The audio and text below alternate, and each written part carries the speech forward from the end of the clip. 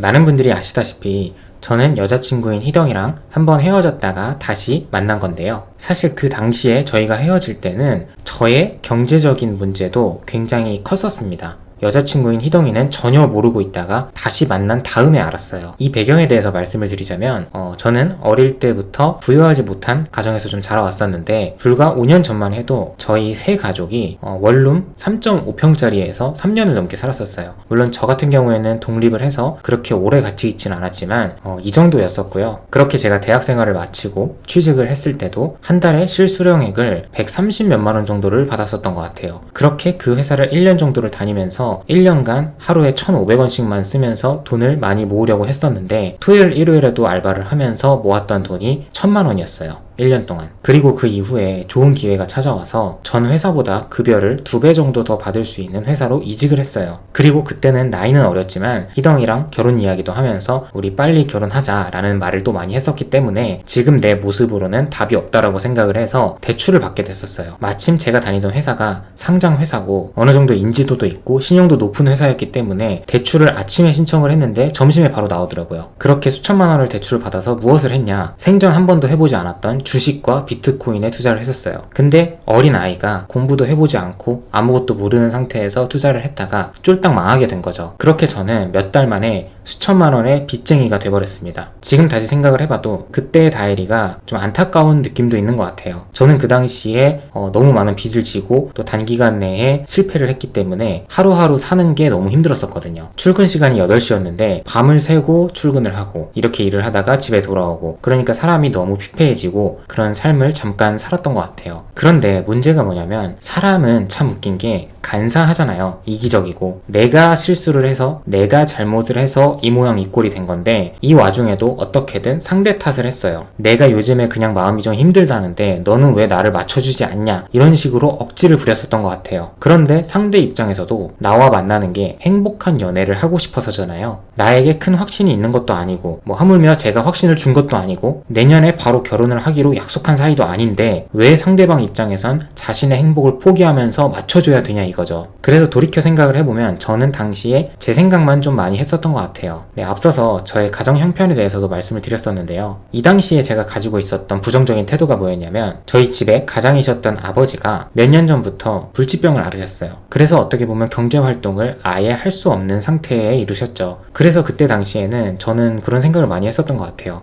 다른 사람들은 집도 있고 차도 있고 부모님이 지원도 많이 해주시는데 나는 왜 이런 삶을 살아야 되나? 나는 정말 운이 없는 사람이구나. 이렇게 살 수밖에 없는 거구나. 이런 생각을 많이 하면서 계속 가족에 대한 불평과 불만을 많이 했었던 것 같아요. 어떻게 보면 이런 마인드를 가지고 있었기 때문에 큰 실패를 거뒀다고 생각을 해요. 하지만 우리는 계속 앞으로 살아가야 되고 뭐라도 해야 되는 상황이기 때문에 평소에 저한테 책을 많이 읽어야만 성공을 할 수 있다 라고 말씀을 하셨던 저의 멘토분의 말을 한번 믿어보기로 했어요. 속는 셈 치고. 그런데 이 사람이 한 번에 바뀌기가 쉽지 않잖아요. 그럼에도 불구하고 너무 귀찮아서 책을 읽지 않았어요. 하지만 제가 선택한 방법은 뭐였냐면 그분이 살면서 수백 권, 1000권 이상의 책을 보셨던 분이기 때문에 그 사람 곁에 있어보자. 그 사람이 하는 말을 믿고 그 사람의 말을 의지해보자 라는 생각을 했어요. 그러면서 느낀 게 정말 세상 탓을 하고 남 탓을 해봤자 내가 달라지는 건 아무것도 없구나. 계속해서 이렇게 똑같은 생각을 해봤자 나만 더 저 아래로 내려갈 수밖에 없겠구나 라는 것을 깨달았어요. 그렇게 제 멘토분이셨던 그분의 마인드, 생각, 말투, 제스처, 행동까지도 다 따라오려고 노력을 했었어요. 그래서 어떤 결과가 생겼냐? 단 3달 만에 그 회사에서 전국 1등의 수준에 이르렀어요. 회사의 베테랑도 다 제끼고 1등이 된 거예요. 지금도 저희가 힘든 세상을 살아가고 있지만 이 와중에도 우리를 제외한 누군가는 성공을 하고 있다는 거죠. 그래서 그때 저도 그런 생각을 했었던 것 같아요. 그 누군가가 왜 나는 될 수 없을까? 내가 한번 돼보자 라고 말이죠. 그때부터 제 인생이 완전히 달라지기 시작했고 마냥 어두워 보이기만 했던 세상이 굉장히 밝아 보이기 시작했어요. 3평 남짓의 원룸에 살던 저희 가족이 큰 전셋집으로 이사를 하게 되었고 그때에 비해서 삶도 굉장히 유복해지고 행복해진 것 같아요. 그래서 자신감을 가지고 이러한 마인드와 이러한 결과를 가지고 희덩이에게 다시 다가갈 수 있었고 결국 다시 만나게 돼서 지금은 잘 만나고 있어요.